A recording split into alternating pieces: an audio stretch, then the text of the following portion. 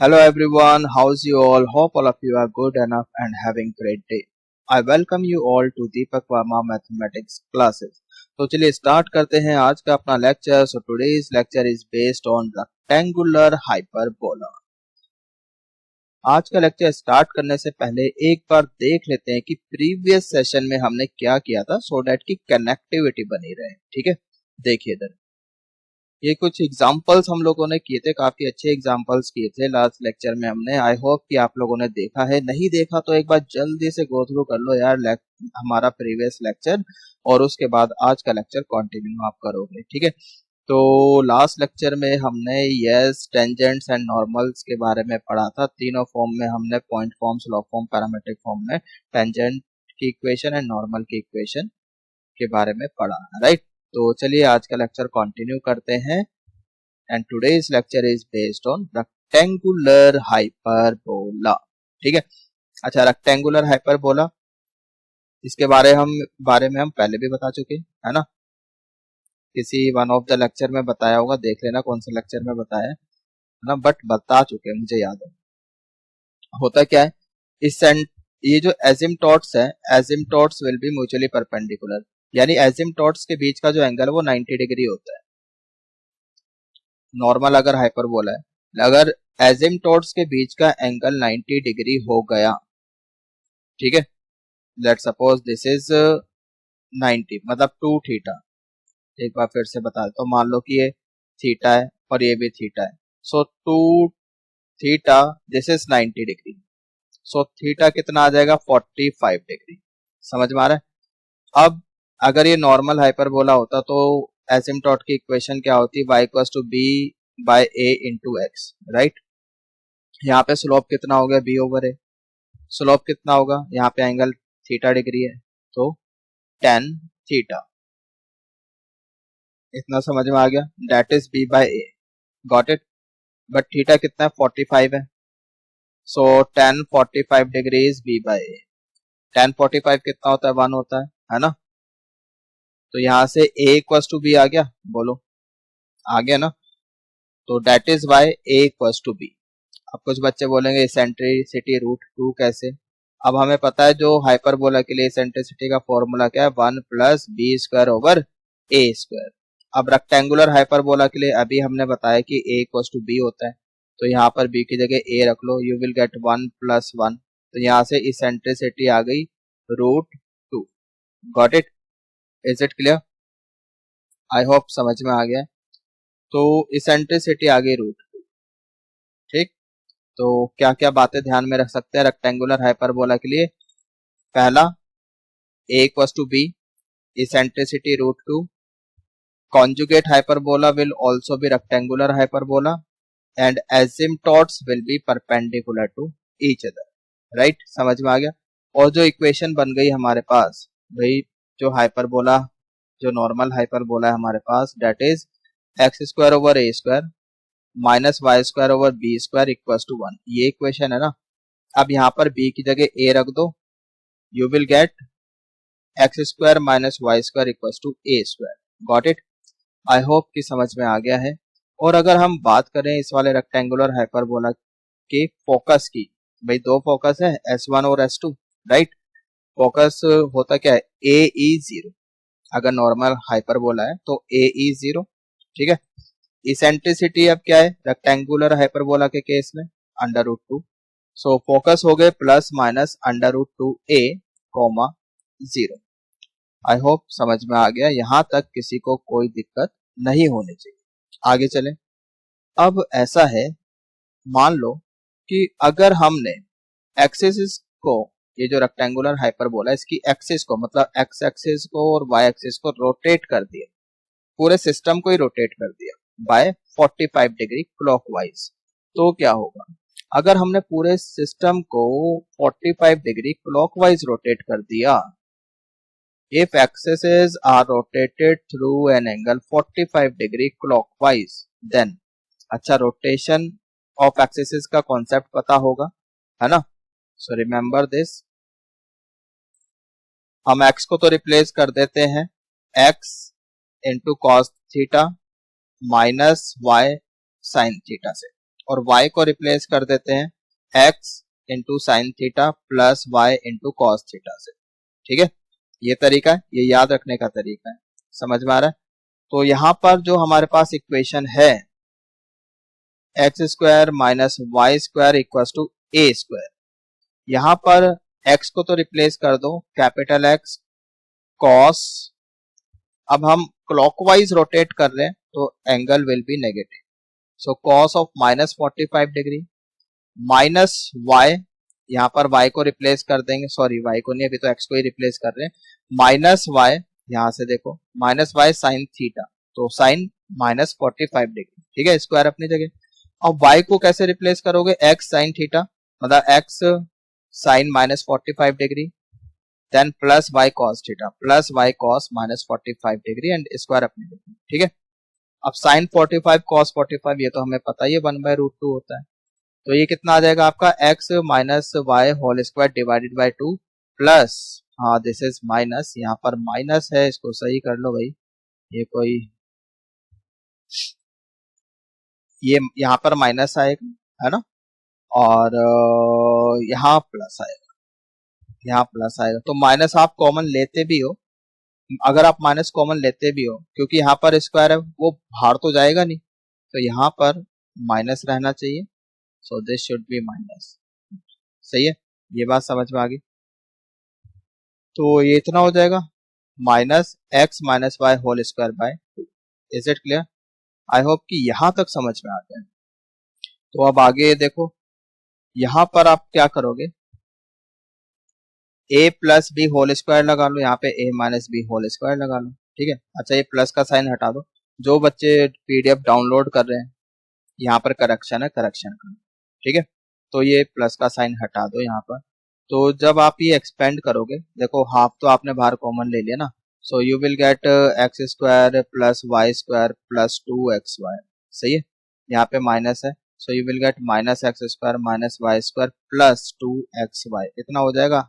X square y square cancel हो गया, minus minus मतलब कि हमने एक्सपेंड किया तो ये प्लस हो गया, so plus 2xy plus 2xy, right, you get 4xy and division में 2 तो है ही हमारे पास। समझ में आ गया? तो बहुत सिंपल है, मतलब खुद भी करके देख सकते हो, बच्चों वाली बातें ये बतानी भी नहीं चाहिए मुझे। So we get 4xy divided by 2। Is it clear? So we get, finally we get xy equals to a square by 2। इतना समझ में आ गया? आई होप कि यहाँ तक सभी को क्लियर है। ठीक है, कोई डाउट है तो आप पूछ सकते हो, मतलब पूछना क्या मतलब कि कमेंट बॉक्स में आप लिख सकते हो। ठीक, अच्छा अब एक बात और कि यहाँ पर जैसे हमने लिखा ना x y equal to a square by 2, हम ए स्क्वायर बाई 2 को सी स्क्वायर भी लिखते हैं। ठीक है, तो हम फाइनली इसको ऐसे रिप्रेजेंट करेंगे x y equal to c square, this is our rectangular hyperbola, ये भी है, और जो हमने पहले बताया था x square minus y square equal to a square, ये भी है, ये भी रेक्टेंगुलर हाइपरबोला है और ये भी रेक्टेंगुलर हाइपरबोला है, बस हमने इसको ट्रांसफॉर्म किया है इस फॉर्म में। ठीक है, अब मान लो क्वेश्चन आता है, कुछ बच्चों की क्वेरी रहती है सर कौन सा वाला रेक्टेंगुलर हाइपरबोला लेट करें, है ना, किससे क्वेश्चन सॉल्व होगा, तो आंसर होगा दोनों से ही हो जाएगा भाई, दोनों ही रेक्टेंगुलर हाइपरबोला है, दोनों से ही हो जाएगा, कोई दिक्कत नहीं है ना। तो but most of the cases में अगर जैसे डायरेक्ट्रिक्स फोकस वर्टेक्स इन्वॉल्व है तो you go for this one, x square minus y square equal to a square, है ना। यहाँ पे आपकी थोड़ी ट्रिग्नो वगैरह लगेगी, बट यहाँ पर तो ये एल्जेब्रिक में ही काम करेगा हमेशा। वो कैसे, मतलब यहाँ पे तो आप जो पैरामीटर इसके ऊपर कोऑर्डिनेट लेते हो ना वो c t c by t करके लेते हो, तो यहाँ पे ट्रिग्नो वगैरह से बच जाओगे। समझ में आ रहा है? तो ऐसी इसमें मतलब कोई कंफ्यूज होने वाली बात नहीं है, कोई भी पैरा आप हाइपरबोला ले सकते हो, उसके अकॉर्डिंग सॉल्व कर सकते हो। Is it clear? I hope समझ में आ गया है। अच्छा, अब रोटेशन के बाद हाइपरबोला आपका कुछ ऐसा बनेगा। ठीक है, कुछ ऐसा बन जाए, समझ में आ रहा है? तो ये आपका रेक्टेंगुलर हाइपरबोला बनेगा। Now x axis is asymptote, y axis is asymptote, तो पहले तो x equals to y equals to x and y equals to minus x, वो एसिम्प्टोट थी। अब जब हमने 45 डिग्री रोटेट कर दिया तो x axis and y axis asymptote बन गए, समझ में आ गया। और transverse axis and conjugate axis वो क्या बन जाएगी, इधर देखो, तो ऐसा दिखाई देगा आपको कुछ रोटेशन के बाद। तो this is what axis of this conjugate hyper not conjugate rectangular hyperbola and this is called transverse axis. So y equals to x जो पहले asymptote थी अब वो क्या बन गई, ट्रांसवर्स एक्सिस, समझ में आ गया। एंड यहाँ पर conjugate axis is y equals to minus x, ये भी पहले एसिम्प्टोट थी है ना, अब ये क्या बन गई, कॉन्जुगेट एक्सिस, समझ में आ गया। अब हम क्या करने वाले हैं, अभी हम इसका वर्टेक्स निकालेंगे, फोकस निकालेंगे, लेटेस्ट रेक्टम की लेंथ निकालेंगे, डायरेक्ट्रिक्स की इक्वेशन निकालेंगे, है ना, ये सब निकालेंगे। अब देखो कैसे खेलते हैं। तो एक काम करते हैं, इसको तो मैं लेके आता हूँ नीचे और लेते हैं एक व्हाइट बोर्ड। मुझे एक व्हाइट बोर्ड चाहिए तो व्हाइट बोर्ड ले लेते हैं यहाँ से, ठीक, ये हो गया आपका व्हाइट बोर्ड। अब देखो एक बना लेते हैं हम यहाँ पर पहले रेक्टेंगुलर हाइपरबोला बनाते हैं।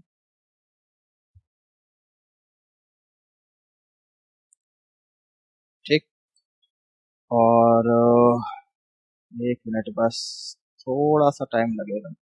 ये हो गई एजेंडा, राइट। तो अब देखो इधर ऐसे बनाया और ऐसे, ये रेक्टेंगुलर हाइपरबोला हो गया। दिस इज ऑरिजिन, ये हो गया origin. This is what vertex, और यहाँ पर फोकस, ठीक है। ऑफ कोर्स यहाँ भी एक वर्टेक्स होगा और यहाँ भी एक फोकस होगा। इसको V1 बोल देते हैं, इसको S1 बोल देते हैं, इसको V2 बोल देते हैं, इसको S2 बोल देते हैं। समझ में आ गया। अब वर्टेक्स कैसे निकालें, अच्छा ये ट्रांसवर्स एक्सिस है, इक्वेशन क्या है, इक्वेशन क्या है इसकी, y इक्वल्स टू एक्स, है ना, यही तो इक्वेशन है इसकी, y इक्वल्स टू एक्स। और रेक्टेंगुलर हाइपरबोला की इक्वेशन क्या है, x y equals to c square. अगर आप इन दोनों को सॉल्व करते हो, अगर आप इन दोनों को सॉल्व करते हो, x की जगह y की जगह x रखोगे, you will get x square equals to c square, so you get x equals to plus minus, समझ में आ रहा है। तो यानी कि v1 ये वाला तो पॉइंट आ जाएगा सी सी, ठीक, समझ में आ गया। और इसको लिख लो आप माइनस सी माइनस v2। अब ये y इक्वल्स टू एक्स है, ट्रांसवर्स एक्सिस है ना, इस लाइन के ऊपर अगर कोई भी पॉइंट होगा तो वो अल्फा अल्फा टाइप का होगा, समझ में आ रहा है, x x y y alpha alpha, got it, कुछ इस टाइप का होगा। आई होप कि ये समझ में आपको आ गया। तो वर्टेक्स तो आपको मिल गया कितना, सी सी। अब यहां से लेकर ओरिजिन से लेके वर्टेक्स तक का डिस्टेंस कितना होगा, यहां से लेकर यहां तक का डिस्टेंस ये कितना होगा। तो इसके लिए ये तो ए होता है ना, ये तो ए होता है ना, ओरिजिन से मतलब सेंटर से वर्टेक्स तक का डिस्टेंस अभी तक हम किससे रिप्रेजेंट कर रहे थे, ए से कर रहे थे, तो ये ए होता है। तो ये एंगल कितना है आपके पास, ये एंगल तो 45 डिग्री है ना।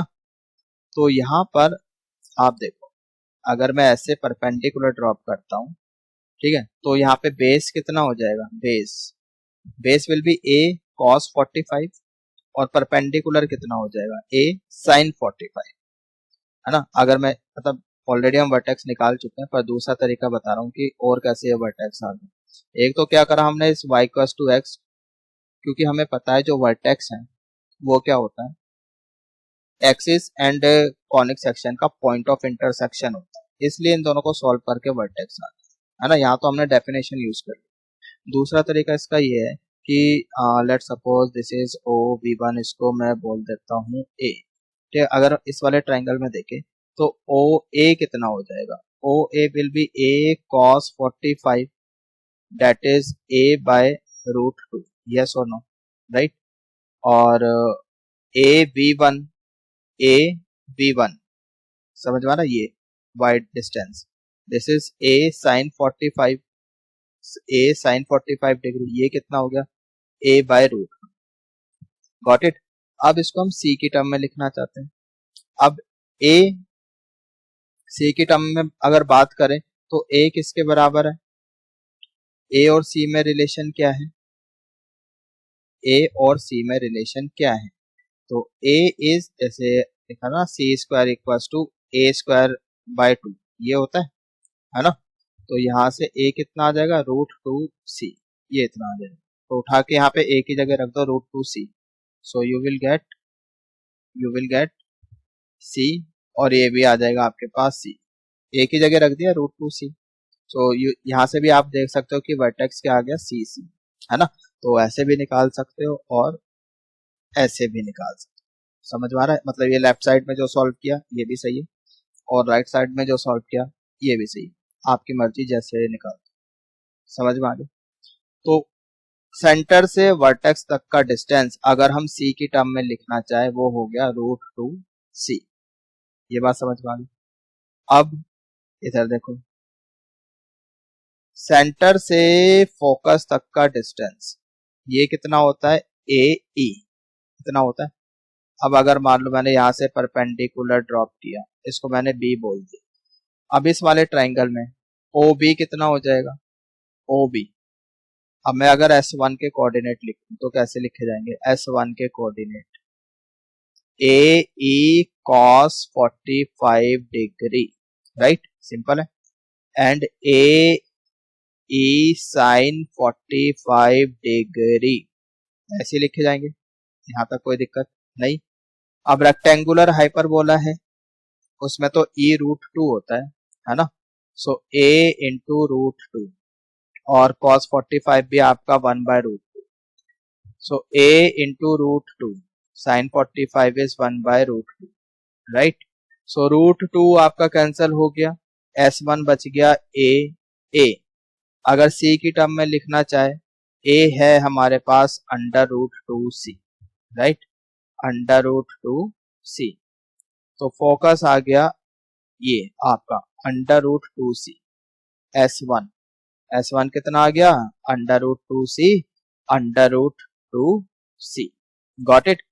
ये वाला लिखना चाहते हो, ठीक है, थर्ड क्वाड्रेंट में है तो दोनों ही नेगेटिव हो जाएंगे, -2 -√2C -√2C, ये ऐसे लिखा जाए, got it, is it clear, यहाँ तक समझ में आ गया, आई होप इतना समझ में आ गया है। आगे चलें, नाउ अब इधर देखो, अगर डायरेक्ट्रिक्स निकालना चाहे, अच्छा डायरेक्ट्रिक्स की इक्वेशन से पहले एक काम करते हैं, लेटस रेक्टम की लेंथ अगर मैं पूछूं आपसे व्हाट इज लेटस रेक्टम, तो वैसे हमें पता है कि 2b² होता है, this is length of latus rectum, but ये रेक्टेंगुलर हाइपरबोला है तो a और b तो बराबर है, तो क्या हम इसको b की जगह a लिख सकते हैं, we will get 2a, right, और a की क्या वैल्यू है √2c, तो we get 2√2c, this is length of latus rectum, this is what length of latus rectum, समझ में आ गया, I hope it is clear, इतना समझ में आ गया। आगे चले, अब हम बात करते हैं डायरेक्ट्रिक्स की, डायरेक्ट्रिक्स कैसे निकालें, तो थोड़ी सी जगह बना लेते हैं, डायरेक्ट्रिक्स की इक्वेशन निकालनी है, इसको मैं हटा देता हूँ, ठीक है, इसको हटा दिया, डायरेक्ट्रिक्स की इक्वेशन निकालनी है, डायरेक्ट्रिक्स की इक्वेशन निकालनी है, ये रब कर देते हैं, लेट, है ना, ये वाला भी रब कर दे, ये भी हटा दिया, चलो ठीक।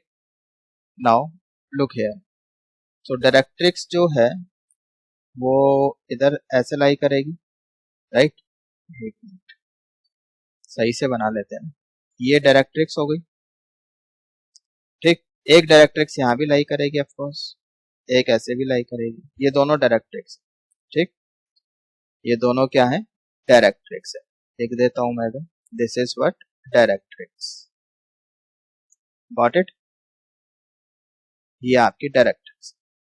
अब इसकी इक्वेशन निकालना चाहते हैं, यार अब इक्वेशन कैसे निकालें, इक्वेशन कैसे निकाल सकते हैं?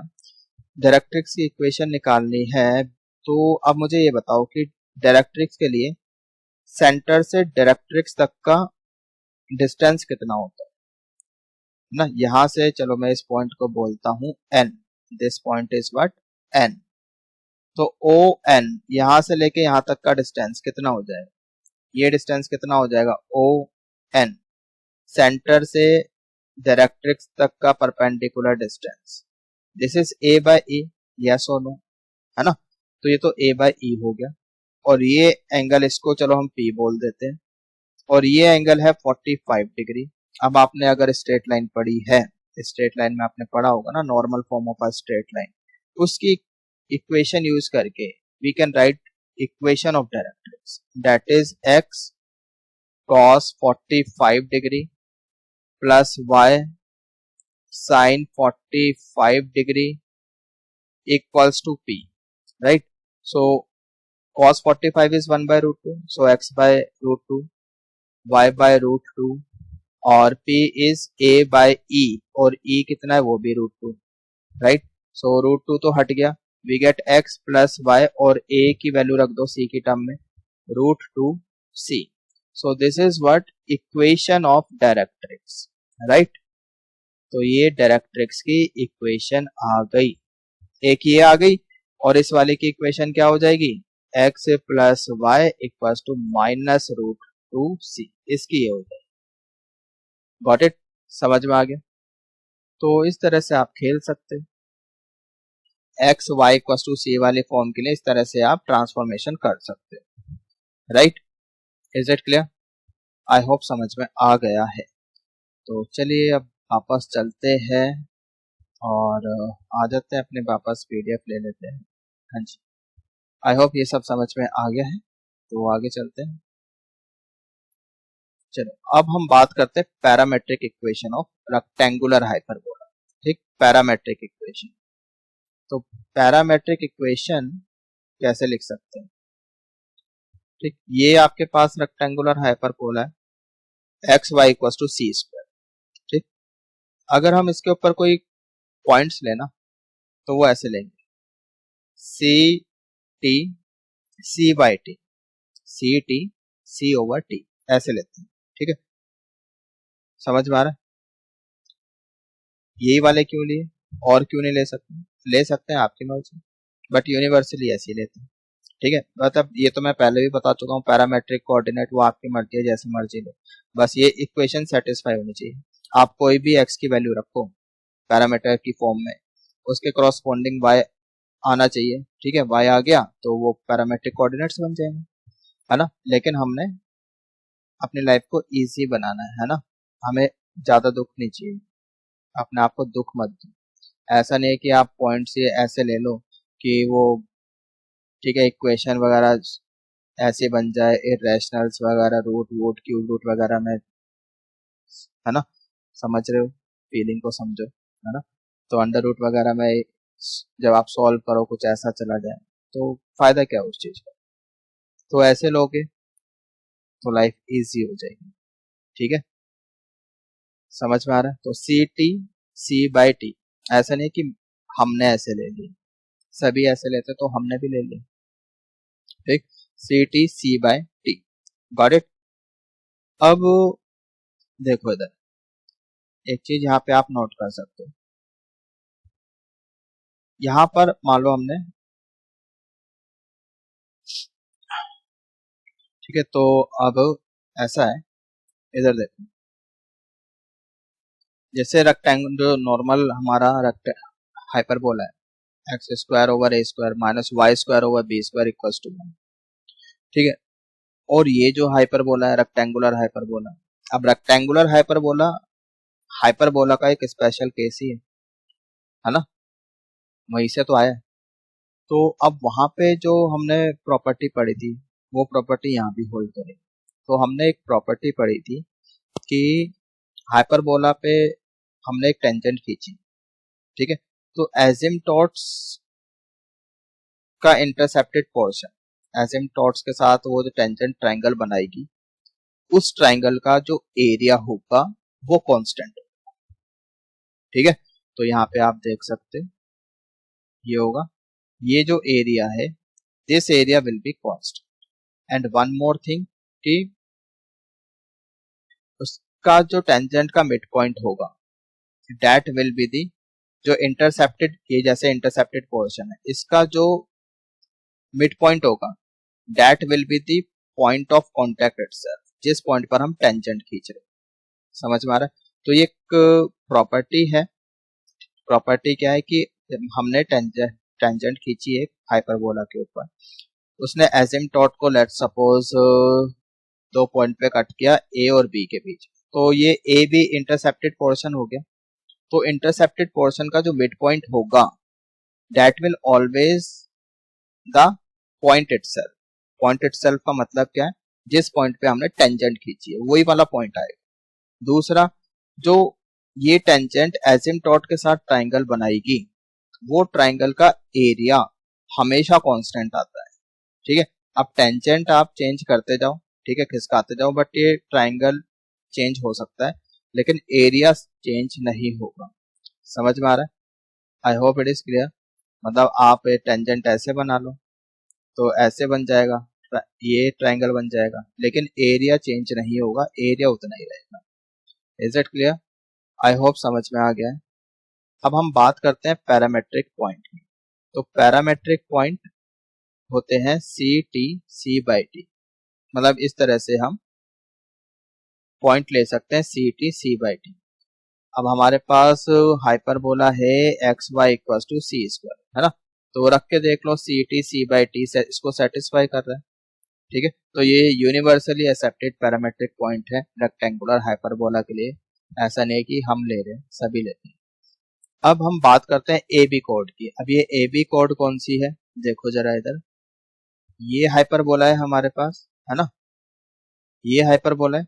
एक पॉइंट यहाँ ले लिया c t c by t, ठीक है, इसको T1 बोल दिया, चलो पैरामीटर T1 है। यहाँ पे BT2, इस बात का मतलब क्या है, CT2 C बाय T2 ये है।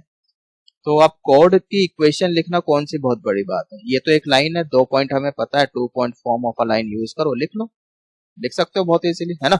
y minus y one equal to slope x minus x1 ऐसे लिखते हैं, तो ये तो कोई भी निकाल सकता है। ठीक है, so y minus y one का काम कर रहा है C by T1 equal to slope है y2 minus y1 that is c by t2 minus c by t1 divided by x2 minus x1 that is c t2 minus c t1 into x minus x1 that is x minus c t1।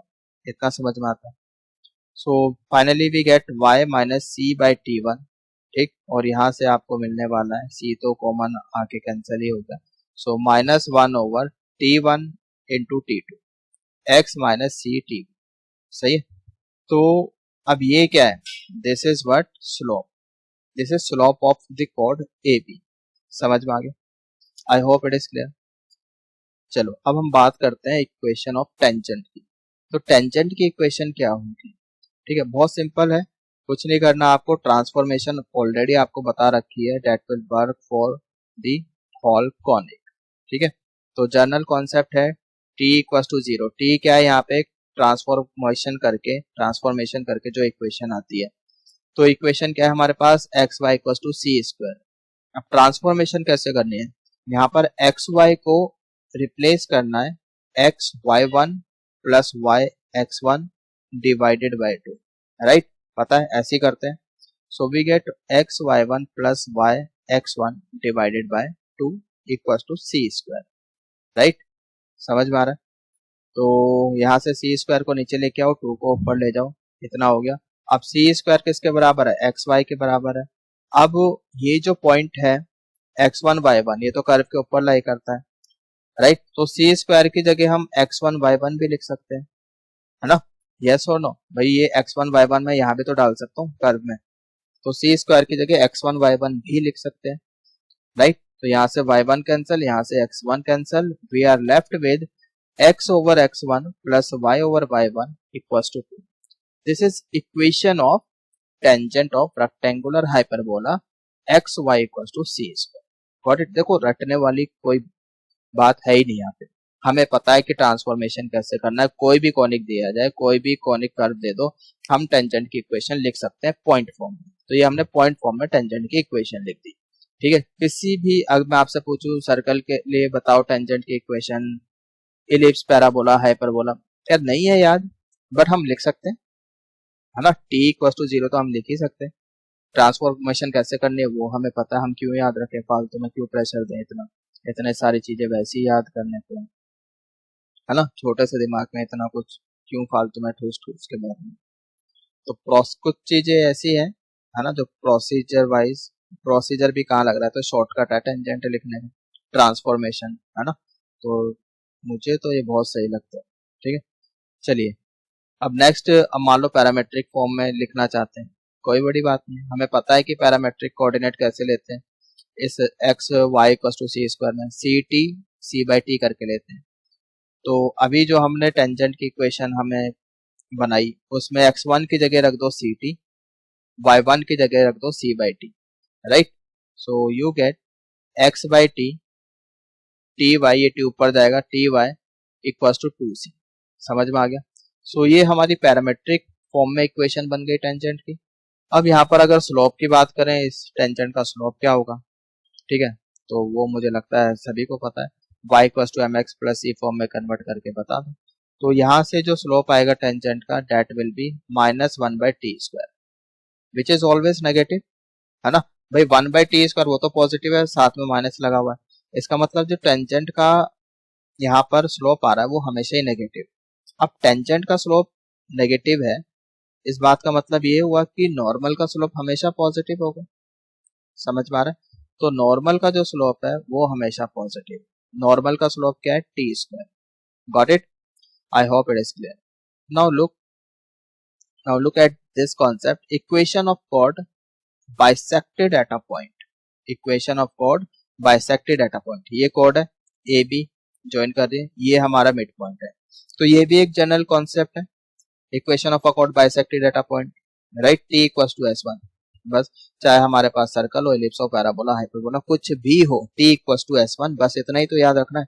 अब T कैसे लिखते हैं हमें पता है, S1 कैसे लिखते हैं ये भी हमें पता है ना, कोई बहुत बड़ी बात नहीं।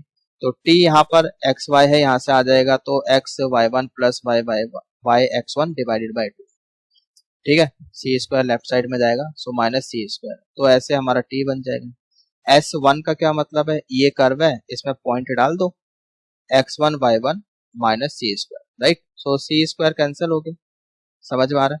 तो 2 ऊपर गया, x y1 नीचे आया, तो यहाँ हमें हमारे पास इक्वेशन मिल गई, x over x1 plus y over y1 equals to 2, right. इतना समझ में आ गया।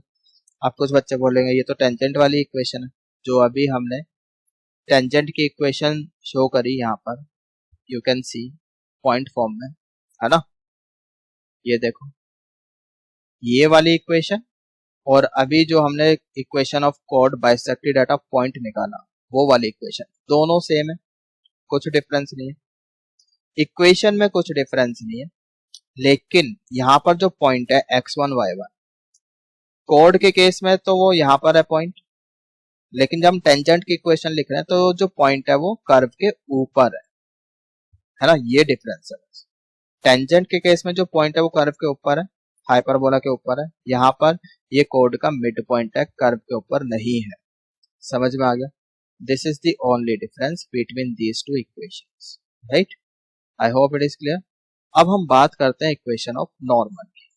तो इक्वेशन ऑफ नॉर्मल कैसे लिख सकते हैं, अभी हमने टेंजेंट बताई, नॉर्मल का स्लोप t² है ना, ये भी बताया था थोड़ी देर पहले, राइट। तो नॉर्मल का हमें स्लोप तो पता चल गया, और पॉइंट हम ले रहे pt, यानी c t c by t, slope पता है, पॉइंट पता है, we can write down the equation, है ना, क्वाइट सिंपल। तो स्ट्रेट लाइन लग रही है, so y minus c, y minus y one होता है, so y minus c by t equals to slope, slope is t², x minus x1 is c t, right.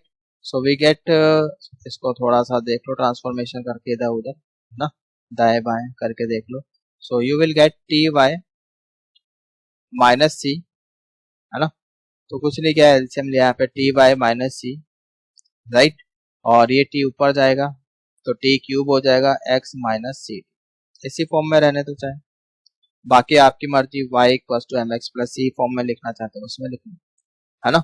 मतलब याद नहीं करना है कुछ भी, स्लोप पता है, पॉइंट पता है, you can write down the equation. इतना समझ में आ गया। सो ये हमारी इक्वेशन हो गई नॉर्मल में। नॉर्मल की इक्वेशन हो गई किसमें, पैरामेट्रिक फॉर्म में। अब मान लो ये नॉर्मल आगे चलकर किसी पॉइंट से पास होती है, एच के से पास होती है, ठीक है। तो क्या दिक्कत है, करा दी पास, एच के से पास करा दो, एक्स की जगह एच रखो, वाई की जगह के रखो, right. So you will get t k minus c equals to t cube h minus c t to the power 4, इतना आ जाए। अब इसको तरीके से लिख लो, you will get c t to the power 4 minus h t cube plus k t minus c equals to 0। तो यार ये तो टी की टर्म में बाई क्वाड्रेटिक बन रही है ना, टी की टर्म में बाई क्वाड्रेटिक बन रही है, मतलब डिग्री क्या है 4 है, तो बाई क्वाड्रेटिक हो गई। इसका मतलब इसके 4 रूट्स आएंगी, let suppose t1 t2 t3 t4, ये 4 रूट्स आ गए, है ना। और मतलब इन चारों रूट्स के corresponding t1 t2 t3 t4 के क्रॉसपोंडिंग एक एक नॉर्मल लिख सकते हैं। तो इसका मतलब कह सकते हैं 4 normals can be drawn from a point, got it, that is 4 co-normal points। समझ में आ गया। अब ये co-normals हो जाएंगे और ये जो पॉइंट्स आएंगे this will be co-normal points, right. co-normals क्या होती हैं, अगर इन पॉइंट्स पे हम नॉर्मल ड्रॉ करें, आगे जाके वो किसी एक ही पॉइंट पे कट करें, उन्हीं को तो बोलते हैं co-normals। एलिप्स में भी पढ़ा था, पैराबोला में भी पढ़ा, हाइपरबोला में भी पढ़ा, अब इस वाले हाइपरबोला में भी पढ़ रहे हैं, एक्स वाई इक्वल टू सी। समझ में आ गया, I hope it is clear. Now look at this property and this is important property। Property is what, other end of the normal code. अगर मैं आपको एक कोड दे, इस कोड का एक एंड पॉइंट दे दूं, लेट सपोज P2 हमने दे दिया, अब ये नॉर्मल आगे चलकर हाइपरबोला को यहाँ पे कट करती है Q पर, तो इस पॉइंट का, Q पॉइंट का एंड पॉइंट क्या होगा, ठीक है। तो इसमें इन दोनों के पैरामीटर्स में क्या रिलेशन है, यहाँ पर लेट सपोज पैरामीटर t है, यहाँ पे t1 है, ठीक। तो सबसे पहले तो आप t पर नॉर्मल की इक्वेशन लिखो पैरामेट्रिक फॉर्म में, वो है t y minus c equal to t cube x minus c t, इतना है, राइट। समझ में आ रहा है। अब यहाँ पर q के कोऑर्डिनेट ऐसे ले लेते हैं c t c by t. अब इस वाली नॉर्मल को इस पॉइंट से पास करा दो, इस वाली कोड नॉर्मल को सी टी मतलब क्यू पॉइंट से पास करा दो, कहने का ये मतलब है। समझ में आ रहा है। तो जब आप क्यू पॉइंट से पास कराओगे तो देखो इधर, ये वीडियो पॉज करो, खुद भी करके देख सकते हो आप। तो इतना हो जाएगा t into c by t minus c equal to t cube c t minus c t, right. समझ में आ रहा है। तो यार सी तो कॉमन आके कैंसिल ही हो रहा है, सी तो हटा ही दो। तो अब हमारे पास स्मॉल टी और कैपिटल टी बचा था, ठीक। इसको आप सॉल्व करो, ये हो जाएगा t small t minus capital T divided by capital T equal to small t cube capital T minus small t, right. तो ये ना कैपिटल टी में क्वाड्रेटिक बन रही है, कैपिटल टी में ये क्वाड्रेटिक बन रही है, ठीक है। यानी इसके t1 t2 दो रूट्स आ जाएंगे। समझ में आ रहा है। बाकी आप इसको सॉल्व करो, देखो इधर, ठीक है, इधर देखो, और यहां से माइनस कॉमन लेके, चलो मैं शो ही कर देता हूं, यहां से t minus capital T over capital T minus common लिया टी क्यूब, ये आपका t minus capital T, right. तो ये तो कैंसिल हो गया, तो यहां से capital T is equal to minus 1 by small t cube, ये रिलेशन आ गया। जो स्मॉल टी है वो तो पॉइंट पी, जो हमने पॉइंट लेके चले थे उस पर नॉर्मल ड्रॉ करी थी हमने, है ना, उसका पैरामीटर है। कैपिटल टी नॉर्मल दोबारे हाइपरबोला को जिस पॉइंट पे कट करती है उसका पैरामीटर है। तो दोनों के पैरामीटर में ये रिलेशन है and you have to memorise it, right. Memorise it, this is very important result, ठीक। So capital t equals to minus 1 over t cube, got it. Now we can write down the coordinates of the point q, है ना।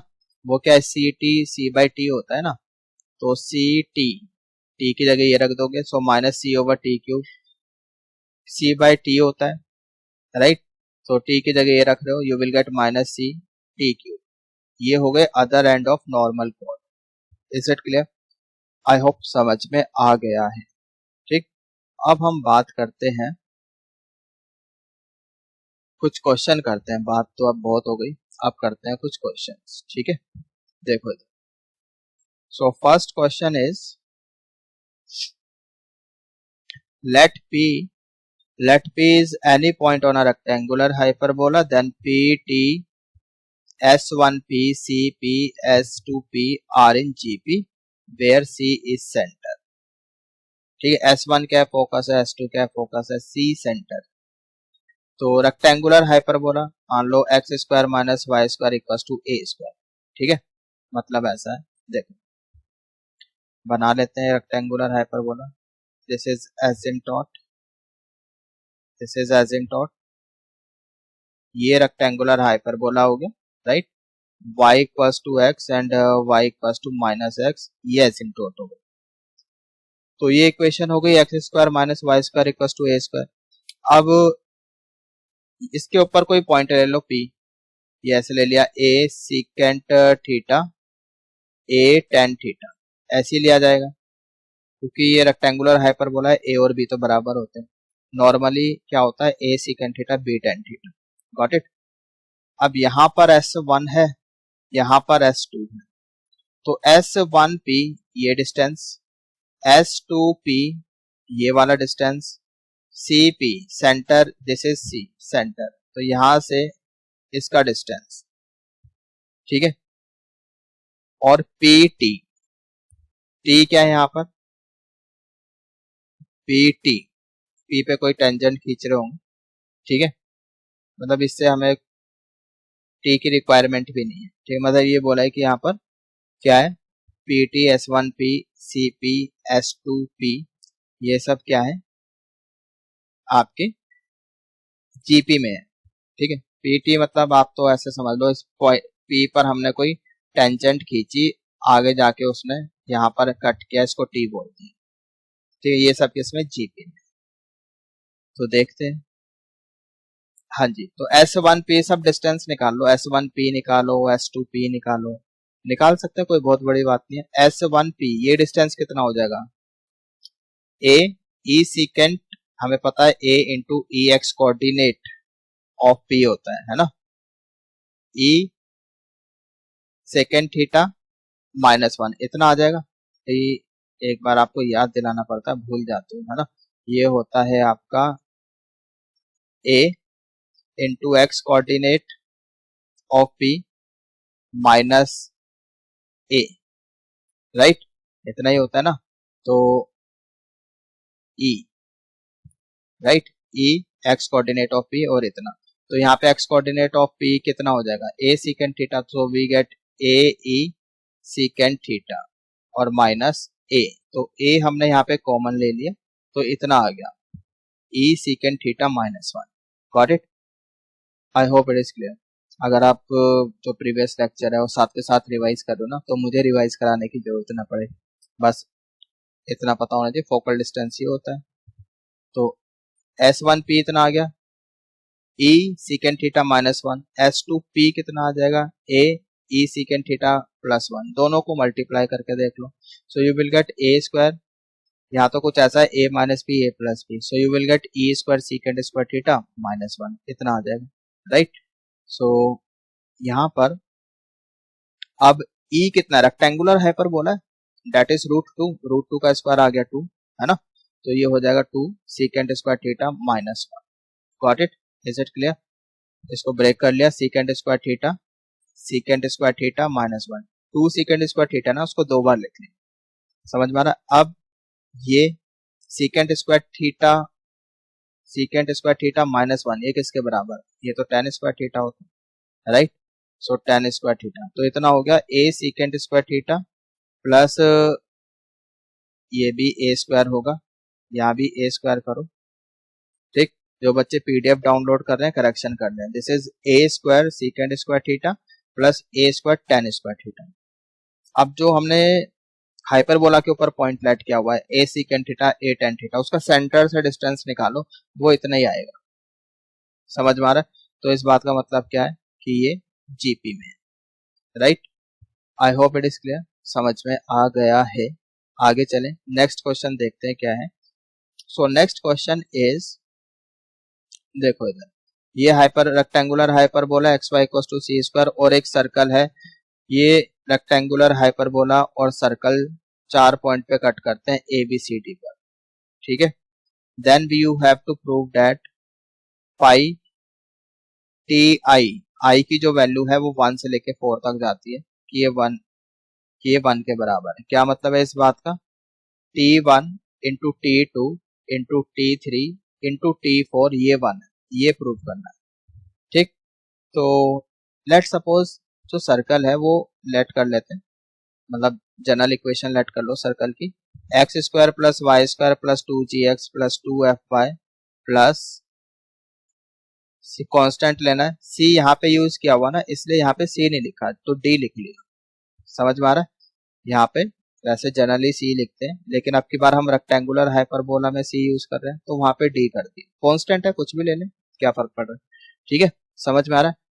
अब point of intersection की बात हो रही है, point of intersection की बात हो रही है, कुछ ऐसा है, देखो इधर ये सर्कल है, ठीक है, और ये हाइपरबोला की इक्वेशन, तो ये 4 पॉइंट पे कट कर रहे हैं, ठीक है। T1 T2 T3 T4 इन पैरामीटर्स का प्रोडक्ट 1 शो करना है, ठीक। तो इस हाइपरबोला के ऊपर हमें पता है पैरामेट्रिक कोऑर्डिनेट कैसे लेते हैं, c t c by t ऐसे करके लेते हैं। तो अगर ये पॉइंट कॉमन है सर्कल और हाइपरबोला में, तो ये पॉइंट सर्कल को भी सेटिस्फाई करने चाहिए, ठीक है। तो सर्कल में पुट कर दिया, एक्स की जगह सी टी, वाई की जगह सी बाई टी, ठीक है। So we get c square by t square 2gct plus 2fc by t plus d equals to 0, right. LCM लिया, we get c square t four plus 2gct cube, right, plus d t square plus 2fc into t plus c square equals to 0। Video pause करो, खुद करके देखो, इतना आ जाए। तो ये क्या है, टी में ना बाई क्वाड्रेटिक आ गई। This equation is what, by quadratic in terms of T.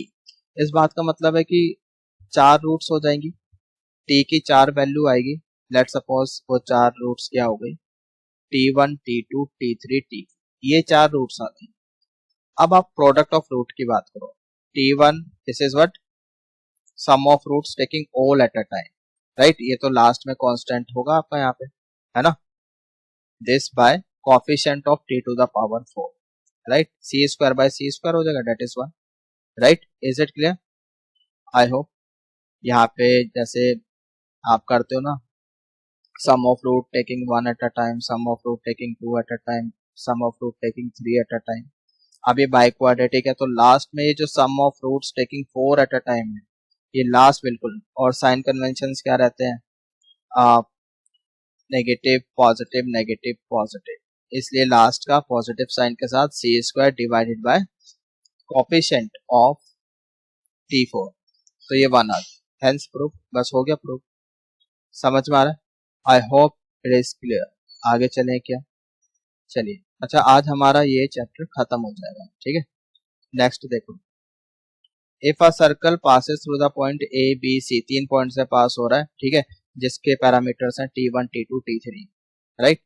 Then it's fourth point of intersection with hyperbola, तो फोर्थ पॉइंट निकालना। तो अभी जैसे हमने क्या प्रूव किया कि प्रोडक्ट तो 1 होगा, तो फोर्थ पॉइंट क्या आ गया, 1 by T1 T2 T4, got it. So fourth point of intersection कितना हो गया, हमें पता है C इंटू टी होता है, C T4 की वैल्यू रख दी, so we get C by T1 T2 T4, right. C into T4 की वैल्यू रख दी, C बाय T4 होता है, सॉरी, सो T4 की वैल्यू रखी, we get C T1 T2 T4, right. गड़बड़ है कुछ यहाँ पे, T3 आएगा, T4 लिखा हुआ है, देखो इधर T4 तो निकाला है ना, यहाँ पे T3 होगा। तो जो बच्चे PDF डाउनलोड कर रहे हैं करेक्शन करने, यहाँ पे T3 आए, T4 तो निकाल ही रहे हैं, राइट। Is it clear?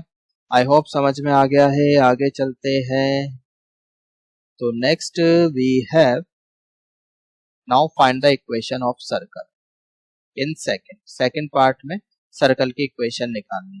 तो देखो इधर ये इक्वेशन बनाई थी हमने, सम ऑफ रूट्स निकाल लो, sum of roots taking one at a time. तो वो होता है minus b by a. So minus b का काम कर रहा है 2gc, so minus 2gc bye ए का काम कर रहा है सी स्क्वायर, राइट। तो इतना आ गया minus 2gc 2g by c. This is what sum of roots taking one at a time. तो यहां से g आ गया आपके पास, g आ जाएगा माइनस सी बाय 2, राइट। और T4 हमें पता ही है, ये 1 बाय T1 T2 T3 इतना आ जाएगा, राइट। Is it clear? समझ में आ गया? ये प्लस प्लस लगा हुआ है बीच में, ये कोई प्लस नहीं है, बस ऐसी है, ठीक है। इनटू में है सब कुछ। तो ये आ गया जी। Similarly this is what sum of roots taking 3 at a time, sum of roots taking 3 at a time, sum of roots taking 1 at a time, 2 at a time, 3 at a time, negative positive negative. तो ये हो जाएगा आपका minus sign के साथ 2fc divided by ए का काम कर रहा है यहाँ पे सी स्क्वायर, राइट। समझ में आ गया? I hope it is clear. Now देखो इधर sum of roots taking 3 at a time, ये कितना हो गया d बाय सी स्क्वायर लिखा हुआ है। Sum of root taking 1 at a time यहाँ से आया, 2 एट अ टाइम यहाँ से आएगा, ये गलत लिखा हुआ है, इसको सही करना पड़ेगा। Sum of root taking 2 at a time, ये इधर कर लो, ठीक, नेगेटिव पॉजिटिव के साथ सही है। और यहाँ पे T3 कर लो, ठीक, ये इतना। तो ये करेक्शन है PDF में, ठीक, काफी करेक्शन आ रही है आज। तो जो बच्चे डाउनलोड कर रहे हैं एक बार देख लें, यहाँ पे करेक्शन है, करेक्शन कर, ठीक है। जो बच्चे नोट्स बना रहे हैं पहले वो तो साथ के साथ कर ही रहे हैं, सही है ना। तो ये सब आ गया भाई। अब क्या करना है, sum of root taking 1 at a time, 2 at a time, 3 at a time and 4 at a time, सब कुछ है हमारे पास, right. Now we can make the equation. अब इन सबको आप इक्वेशन 1 में डाल दो, इक्वेशन 1 यहाँ पर, ठीक, ये सारी वैल्यूज यहाँ पे डाल दो, बस you will get the equation of set, right. Now look here, look at this question. Now if a circle and hyperbola intersect at 4 point, जैसे देखिए यहाँ पे दिख रहा है आपको, ठीक है। ये सर्कल और हाइपरबोला 4 पॉइंट पे कट कर रहे हैं यहाँ पर। Then you have to prove that mean of the point of intersection and mean of centre of hyperbola and circle will be same. तो इनका मीन निकालना है T1 T2 T3 T4, यानी कि सम T1 plus T2 plus T3 plus T4 divided by 4, ये इनका mean हो जाएगा, राइट। मतलब पॉइंट से मतलब है, यहाँ पे T1 का मतलब क्या है, पॉइंट कितना हो जाएगा C T1 C by T1। T2 का मतलब क्या है C T2 C bye T2, ऐसे तो लेते हैं पैरामीट्रिक कोऑर्डिनेट, है ना। And centre of hyperbola plus centre of circle divided by 2, ये इसका मीन हो गया, राइट। समझ में आ गया? तो ये इक्वल शो करना है, समझ में आ रहा है? तो भाई यहाँ पर हाइपरबोला का सेंटर तो 0 है, सर्कल का सेंटर -g हो गया, राइट। अगर हम जनरल इक्वेशन लेके चलते हैं डिवाइडेड बाय 2, तो यहाँ से मतलब यहाँ से हम क्या बोल सकते हैं, c तो कांस्टेंट है, बाहर निकाला, summation of T1 is equal to -2g by c, मतलब ये प्रूव करना है, ये प्रूव करना है। थोड़ा सा मोल्ड किया क्वेश्चन को, ये निकल के आया, मतलब बेसिकली हमें ये प्रूव करना है, और ये तो हम ऑलरेडी कर चुके हैं इससे पहले वाले क्वेश्चन में, है ना। Sum of roots taking 1 at a time, इतना ही तो शो किया था हमने। देखो एक बार दोबारा से दिखा देते हैं, विश्वास ही नहीं करते यार आप लोग। इधर देखो, sum of roots taking 1 at a time, ये रहा ना। आगे याद -2g बाय c, इतना प्रूव किया, got it? I hope it is clear. तो हो गया क्वेश्चन वो हमारा, इजी क्वेश्चन था, है ना? स्टेटमेंट देख के डर लग रहा होगा बट इजी क्वेश्चन।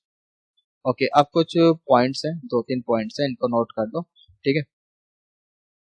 याद रखना है इनको as a standard result. Orthocentre of a triangle formed by any 3 points on hyperbola lies on the hyperbola. ठीक है, हाइपरबोला के ऊपर कहीं भी 3 पॉइंट ले लो, ए बी सी, ज्वाइन करो, ट्रायंगल बनेगा। अब इस ट्रायंगल का जो ऑर्थो सेंटर होगा that will lie on the hyperbola itself. ठीक है, मतलब हाइपरबोला क्या होता है?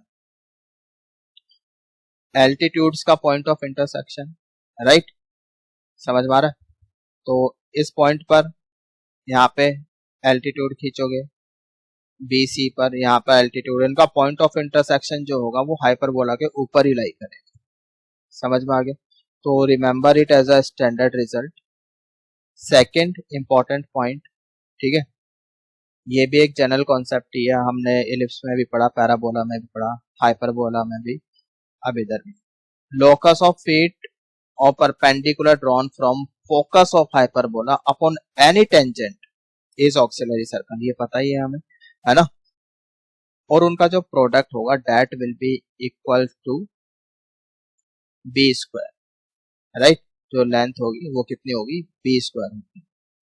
समझ में आ गया? ये इंपॉर्टेंट रिजल्ट है, एलिप्स में भी है, पैराबोला में भी है, और यहाँ हाइपरबोला में भी है। ठीक है, समझ में आ गया? मतलब पैराबोला में तो नहीं होगा ये, एलिप्स और हाइपरबोला में। ठीक, एलिप्स में पढ़ा था हमने, ये सेम प्रॉपर्टी एलिप्स में भी पढ़ी थी। ठीक, मतलब ऐसे था, एक बार चलो मैं दिखाई देता हूँ आपको। जैसे ये एलिप्स था ना, ये एलिप्स है, ठीक?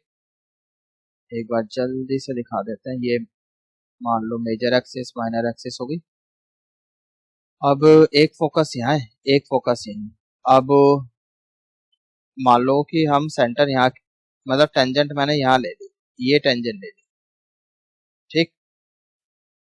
अब यहाँ से परपेंडिकुलर ड्रॉप किया और यहाँ से भी परपेंडिकुलर ड्रॉप किया। अब टेंजेंट तो मैं कहीं भी ले सकता हूँ, ज्योमेट्रिकली मुझे इन शॉर्ट शो करना है, तो मैंने यहाँ पे ले ली टेंजेंट, इस पॉइंट पे ले ली, ठीक है? अब ये डिस्टेंस कितना हो जाएगा? बी। ये डिस्टेंस कितना हो जाएगा? बी। भाई सेंटर से यहाँ तक का डिस्टेंस तो, है ना, माइनर एक्सिस की लेंथ के बराबर है, semi minor axis length.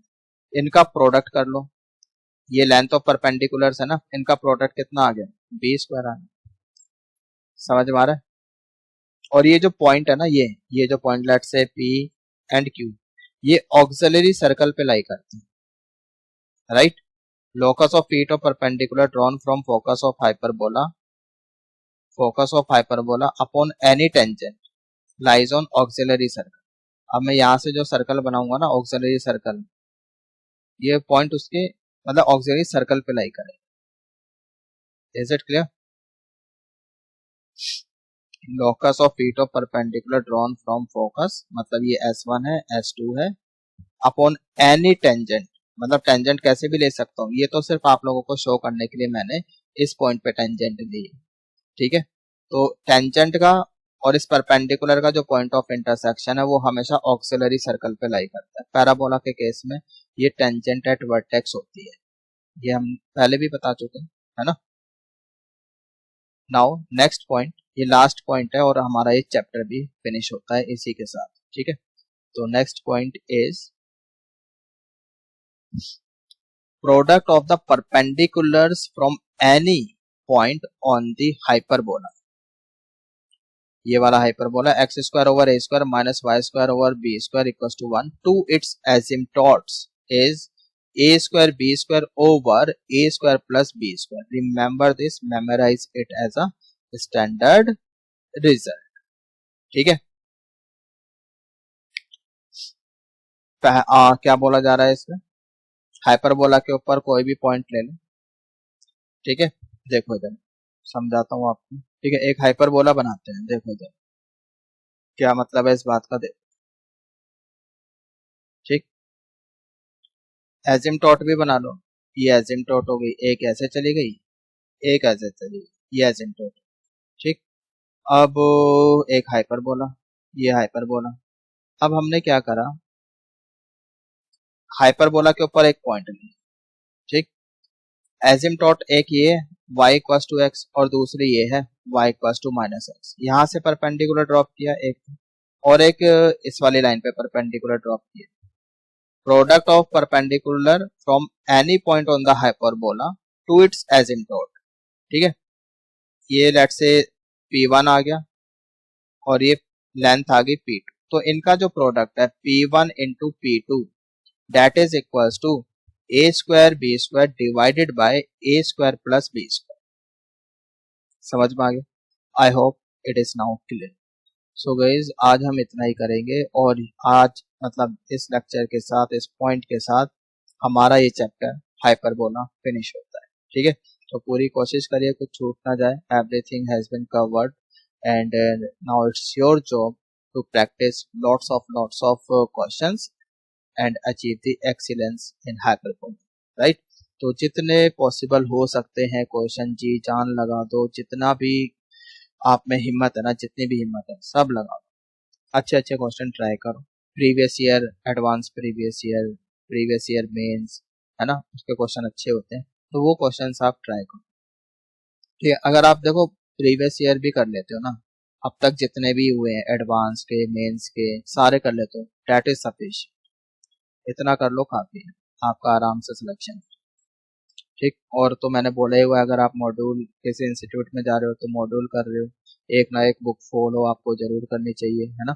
Book follow करने से कॉन्फिडेंस बढ़ता है, ऐसा मेरा मानना है, ठीक। तो काफी है आज के लिए इतना, मिलते हैं अपने नेक्स्ट लेक्चर में। Till then stay at home safe and healthy. Goodbye everyone, take care.